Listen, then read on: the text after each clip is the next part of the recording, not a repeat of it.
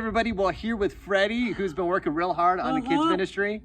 Yes. Oh, it's so much work, but it's so exciting. Yeah, I couldn't believe you wanted to try to build this whole thing by yourself, but looks like you're doing a great job. Yeah, it's coming along great. So I know you're excited to tell everybody you picked a theme for the kids ministry. Are you ready? Is it jungle? Is No. it space? Is it superheroes? What is it?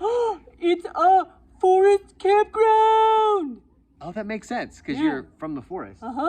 Oh, perfect. Well, as long as it's not Canada. No. But I did notice, Freddy, that you took the big doors off the kids ministry this week. Well, that was kind of a bigger project than I thought.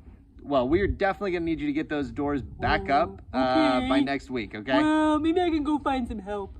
Okay, great. Well, listen, good luck. Let us know if you need anything. And I appreciate all your work on this, especially given the fact that you're doing all this with your mouth since you don't have hands. Yes. Okay, I gotta get back to work. Yeah, you do. Bye. Bye.